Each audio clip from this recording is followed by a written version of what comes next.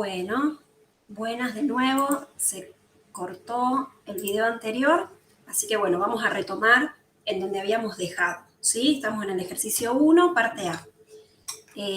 Estábamos trabajando con la función P,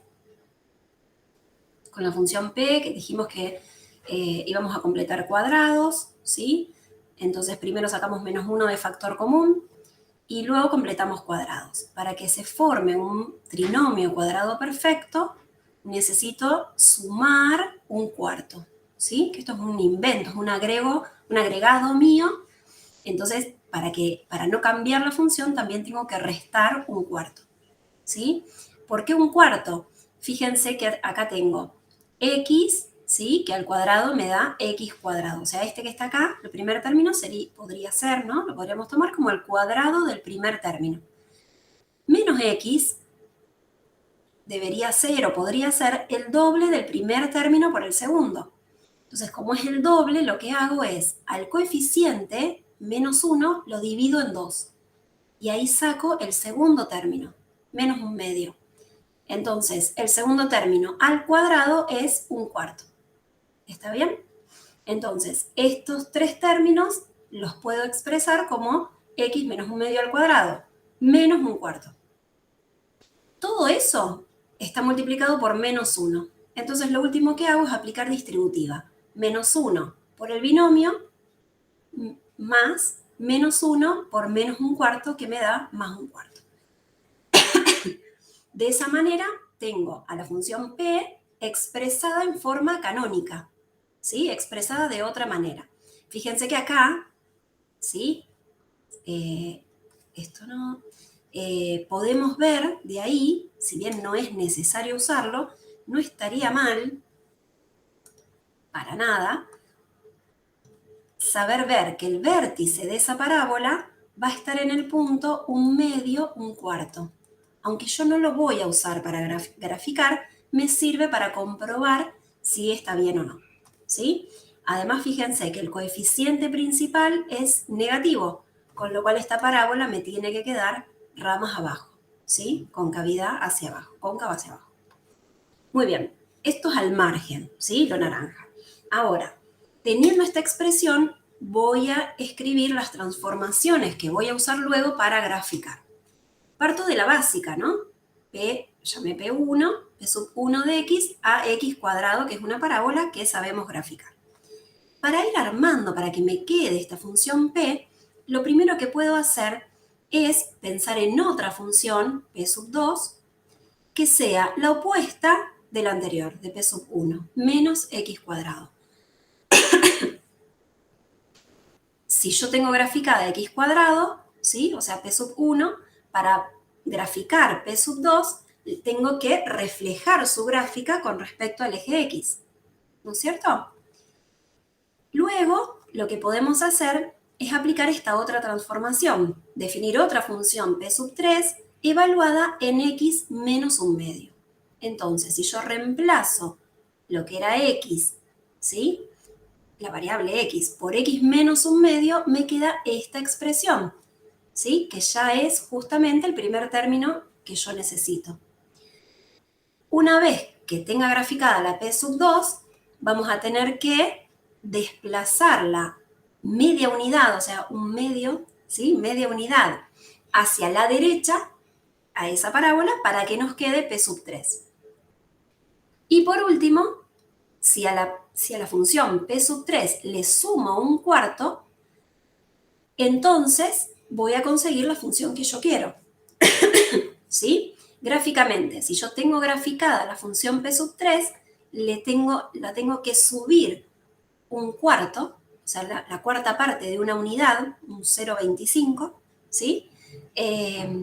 A la parábola para que me quede la función que yo necesito, ¿sí? Entonces, esto que estuvimos charlando lo tengo acá graficado. Les hice trampa y ya lo tengo hecho con GeoGebra para que me quede un poquito más lindo.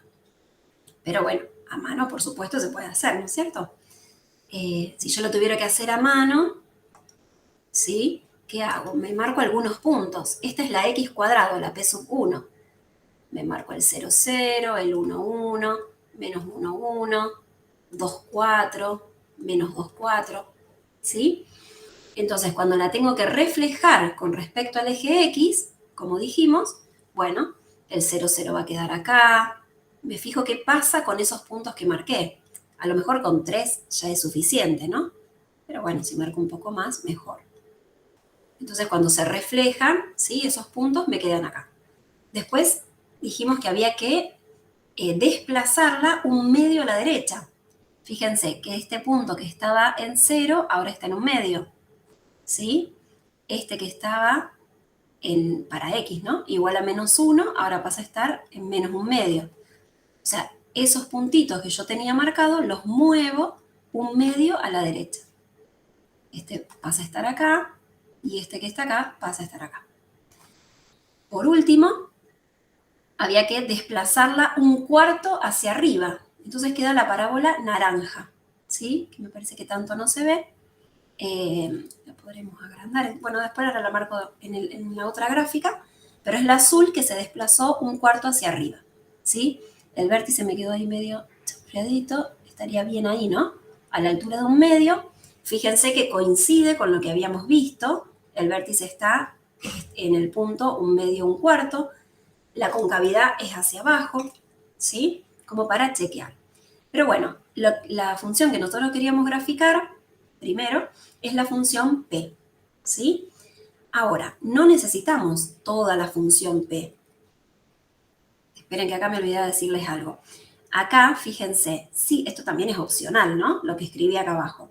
Acá lo que hice fue sacar X de factor común, es decir, factorizarlo para ver las raíces, ¿sí? En este caso se puede, digamos, es extra, es como para revisar. Fíjense que si yo saco X de factor común, para que esto se anule, veo que X tiene que ser 0 o que este paréntesis tiene que ser 0. Para que este paréntesis de 0, X tiene que ser 1. Es decir, que las raíces de la parábola naranja, de la función P, son el 1 y el 0, y también coincide con lo que ya graficamos, ¿sí? Es como para controlar nomás que hice eso. Ese mismo gráfico lo tengo acá abajo, pero ¿qué hice acá? A la parábola naranja, que es la última, es la que necesito, remarqué, ¿sí?, el pedacito de función de gráfica que corresponda, ¿sí? ¿Cuál es la función? Fíjense que la tenemos acá. La parábola es solamente para los X que son mayores que 0 y menores que 2. Mayores que 0 y menores que 2. Hago los agujeritos porque no está incluido ni en 0 ni en 2. Ese pedacito solito es lo que necesito para para graficar la función f. ¿Sí? No me acuerdo si lo dije antes, lo voy a repetir por las dudas, en todo caso, pero ustedes en un examen no necesitan hacer todas las gráficas separadas como las hice yo. Pueden hacer directamente, si es que se entiende bien, ¿sí? Si es que se entiende bien, pueden hacer esto, ¿bien? La verde, la roja, la azul, la naranja, ¿sí? Yo lo hice separado para que se vea mejor. Muy bien, entonces, por último, fíjense, a ver si hago lío. Fíjense que eso naranja que dijimos recién sería esta parte que está acá. Abierto acá y abierto en 0. Lo que pasa que a esto también hay que agregarle la parte de arriba, ¿sí?, que le habíamos llamado Q, y que es esto otro que está acá, desde menos pi sin incluir hasta 0 incluido, por eso ahí queda llenito, ¿sí? El dominio lo podríamos haber visto desde acá directamente, desde la ley, ¿no es cierto? Ver que X, que esta función f está definida para X mayores que menos pi y menores o iguales que 0, ¿sí? Para todos esos números, la función tiene esta expresión que está definida en todos los reales, ¿no? 2 por seno de X. En particular en este intervalo también. Perdón. Y lo mismo pasa acá abajo. Este es un polinomio, es una cuadrática que está definida para todos los reales, en particular está definida para los números entre 0 y 2. Entonces, esta función f está definida para todos los números entre menos pi y 2, sin incluir. Bien, perdón que acá me salió un cartel. Volvemos. Conjunto imagen. El conjunto imagen es el conjunto de las imágenes, ¿no es cierto? Va a ser un conjunto incluido en el eje Y, ¿sí? En este caso, fíjense que abajo del menos 2, o sea, menores que menos 2, no hay ninguna imagen de de esta función, ¿no es cierto? Arrancamos en menos 2. Fíjense que acá no hay, digamos, el 2 no pertenece al dominio, no tiene imagen, ¿sí? O sea que si miro este agujerito, el menos 2 no estaría en el conjunto imagen, pero sí está de este lado, ¿no es cierto? La imagen de menos pi sobre 2 es menos 2. Entonces menos 2 pertenece al conjunto imagen. Por eso pongo corchete. Todos estos números que están acá también, ¿no? Son imágenes, son imagen de al menos uno, en verdad, de 3, ¿no es cierto?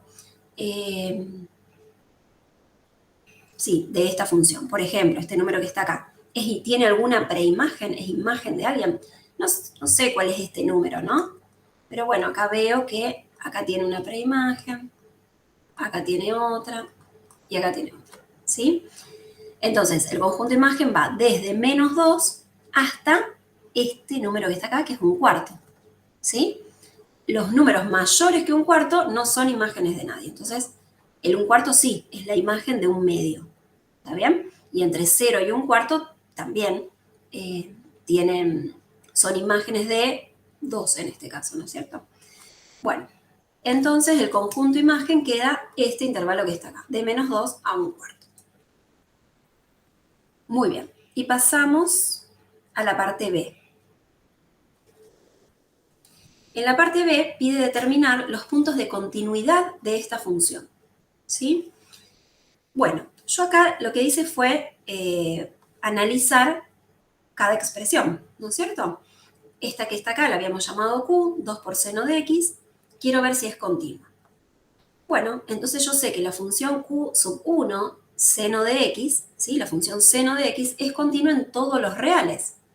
Entonces, esa función multiplicada por una constante también va a ser continua en todos los reales, ¿sí? Y acá lo escribo, siempre hay que dejarlo por escrito, ¿no? Por ser el producto de una función continua por una constante.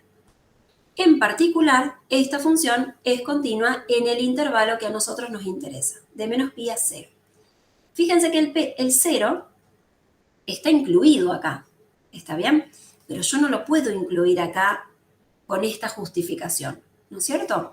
Porque el 0 es el número donde corta una expresión, que es el 2 por seno de x, y empieza la otra. Entonces yo no sé en 0 qué va a pasar. En verdad podríamos decir que sí sabemos porque ya la graficamos y vimos que era continua en 0, ¿no es cierto?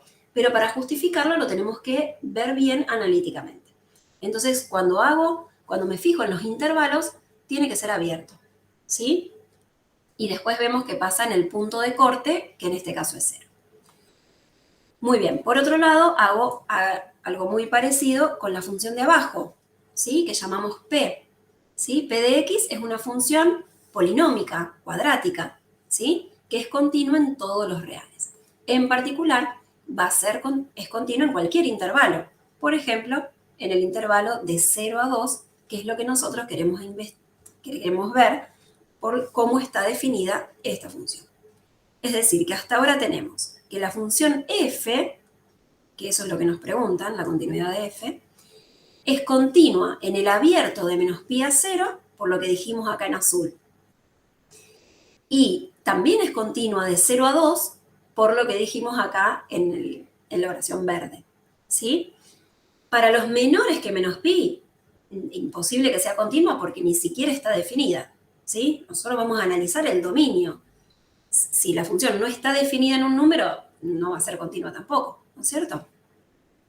Lo mismo para los números mayores o iguales que 2, donde la función tampoco está definida. ¿Sí? Para los menores o iguales que menos pi no está definida, y para los mayores que 2, mayores o iguales que 2 tampoco. Entonces, ya sabemos que es continua en estos dos intervalos, falta ver qué pasa con el 0. ¿Qué pasa cuando x es 0? Y acá me anoto la definición, ¿sí? Digo, bueno, una función es continua en 0 si solo si la imagen en 0 es igual al límite de esa función cuando x tiende a 0. Entonces, me fijo si eso se cumple, ¿sí? La imagen en 0, ¿sí? Reemplazo. Acá a lo mejor puedo achicar un poco. Ah, no, me copio la función. A ver, esperen. Un segundito. Hago así. Así no tengo que andar moviendo la pantalla, que me parece que es bastante molesto. Ahí está. Me lo copio ahí.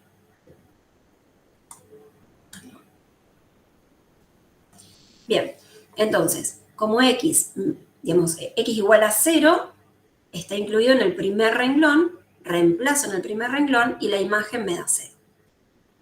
Cuando voy a buscar el límite, ¿sí? Cuando voy a buscar el límite cuando x tiende a 0 de esta función, ¿qué pasa? Si yo me acerco a 0, o sea, cuando yo quiero, lo que yo quiero ver es esto, ¿no? El límite general, cuando x tiende a 0. Si x tiende a 0, me puedo acercar por derecha o por izquierda, ¿sí? Es decir, x puede tomar valores mayores que 0 o menores que 0. Y como esta función tiene una expresión diferente para los x menores que 0 y para los x mayores que 0, por eso me veo obligada de calcular los límites laterales. No es que siempre haya que calcular los laterales, pero si la función está definida distinto, tiene una expresión distinta de un lado y del otro, bueno, hay que hacerlo, ¿no es cierto? Entonces, el límite lateral izquierdo de f de x, ¿sí? Serían con los x menores que 0. Si x es menor que 0, la función es esta. Entonces, reemplazo acá, ¿sí? Como esto es una función continua, ya lo dijimos, puedo reemplazar y el límite este me da 0.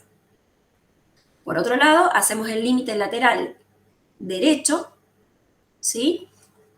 Esto sería con los x mayores que 0. X mayores que 0, tengo esta función. La pongo acá. También dijimos que es una función continua, entonces puedo reemplazar y el límite ese me da 0, ¿no? El límite es igual a la imagen en este caso. Bueno, entonces como los dos límites laterales dieron iguales, ¿sí? Puedo asegurar que el límite general existe y que es igual a los límites laterales, 0. ¿Sí? Y por otro lado, me dio igual que la imagen.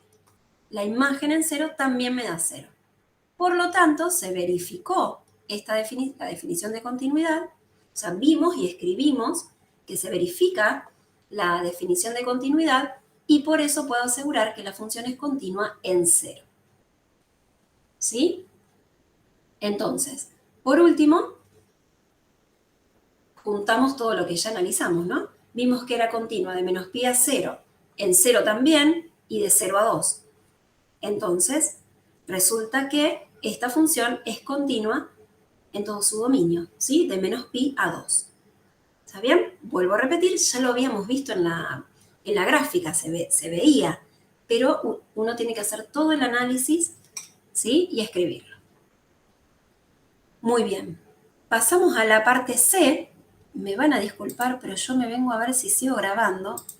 Ahí está, por las dudas que se corte como se me cortó al principio. Y pasamos a la parte C del primer ejercicio. ¿Sí? Me dice, utilizando la definición de derivada, analizar la derivabilidad de f en 0.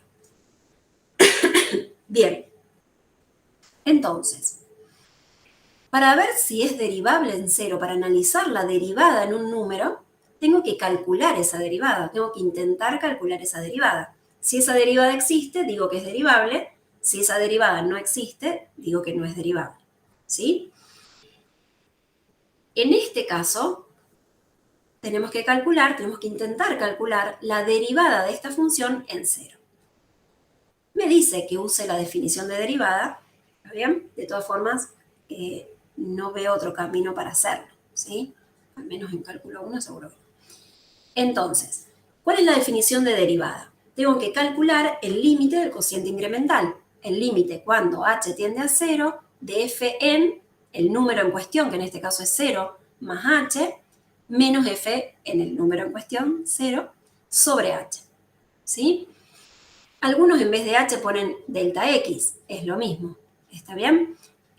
¿Se puede usar la definición equivalente? Sí, se puede usar la definición equivalente. El límite cuando x tiende a 0, de f en x menos f en 0 sobre x menos 0, también se puede hacer.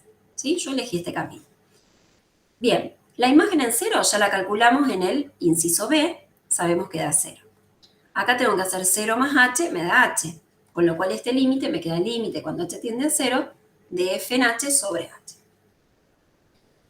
Ahora bien, esto rojo es lo que puse ayer. Vamos a sacarlo. Es lo que puse ayer cuando no se me grabó. Bien, entonces tengo que calcular este límite. ¿Qué pasa? Si h tiende a 0, otra vez, este es el límite general. H puede tomar valores pues, mayores que 0 o menores que 0, positivos o negativos. ¿Sí? Tan cercanos a 0 como queramos, nunca 0. Entonces, ¿qué pasa? Bueno, h ya sabemos que tiende a 0. Y acá tenemos que ver cuál es la expresión de f en h. ¿Sí? Ahora, este número h puede ser positivo o negativo, mayor o menor que 0. ¿Y qué pasa con la función? Si la variable independiente, esperen que no se ve nada de eso. Si la variable independiente x en este caso, h en este otro, que es un cambio de nombre nomás, ¿no es cierto? De un lado, o sea, si x o h es menor que 0, tiene una expresión, y si x o h, ¿no?, es mayor que 0, tiene otra expresión, otra vez me veo obligada en aplicar límites laterales, ¿sí? Estos límites laterales son justamente las derivadas laterales de f en 0. Por izquierda será el límite cuando h tiende a 0 por izquierda, de lo que teníamos allá arriba, en negro, ¿sí? Pero bueno, si me acerco por izquierda, sé que h, ¿sí?, esto que está acá, h me dice que h es menor que 0. Si h es menor que 0, tengo que mirar el renglón de arriba, ¿sí? Y entonces, f en h va a ser 2 por seno de h. 2 por seno de h sobre h. Y acá, fíjense que, bueno, ya desde el principio, ¿no?, tenemos una indeterminación del tipo 0 sobre 0, ¿sí? Entonces, si h tiende a 0, como tengo acá, ¿está bien? Sabemos que el límite, cuando h tiende a 0, o la variable tiende a 0 de seno de x, o bueno, en este caso seno de h sobre h, o sea, la misma variable, por supuesto, ese límite da 1, ¿sí? Esta expresión tiende a 1. Entonces este límite me da 2 por 1, 2. ¿Sí? Que este límite es la derivada lateral izquierda de la función f en 0. Me da 2. Hago algo parecido por derecha, ¿sí? La derivada lateral derecha en 0 es el mismo límite, pero, bueno, no es el mismo, ¿no? Es la misma expresión, pero con h tendiendo a 0 por derecha, de f en h sobre h. Si h tiende a 0 por derecha, es porque h es positivo. Si h es positivo, ¿sí?, me tengo que fijar cuando la variable independiente es positiva, mayor que 0. Por eso tengo que usar la expresión de abajo. Entonces, f en h sería esto que está acá, pero en vez de x tengo que poner h. Muy bien. Tal como dijimos antes, esto también es una indeterminación del tipo 0 sobre 0, ¿sí? Entonces el límite cuando h tiende a 0, lo que podemos hacer es sacar factor común h, simplificar, nos queda este otro límite que cuando h tiende a 0 nos da 1, ¿sí? Entonces, como los límites laterales dieron distinto, porque este dio 2 y este dio 1, podemos decir que no existe el límite general, ¿sí? Y el límite general es la derivada en 0, ¿sí? A ver si ahora puedo hacer aparecer lo que habíamos puesto, que estaba puesto antes. Ahí está, ¿sí? Entonces, como los límites laterales, como las derivadas laterales dieron distinto, podemos decir que no existe la derivada en 0. Y eso es lo mismo que decir que la función no es derivable en 0. Y eso es lo que nos pedía este inciso, ver si era derivable o no en 0. Y pasamos al último inciso del ejercicio 1, que nos pide hallar la ley y el dominio de la función derivada, ¿sí? Bueno, y acá otra vez, tal vez esto que está acá en verde podría no haberlo hecho acá y directamente lo podría haber escrito acá, ¿no es cierto? Pero bueno, lo que hay que hacer es derivar las dos expresiones. La derivada de la primera, ¿sí? 2 por seno de x, me queda la constante igual, y la derivada de la función, que es el coseno. Y acá abajo tengo que derivar esta función polinómica y nos queda menos 2x más 1, ¿sí?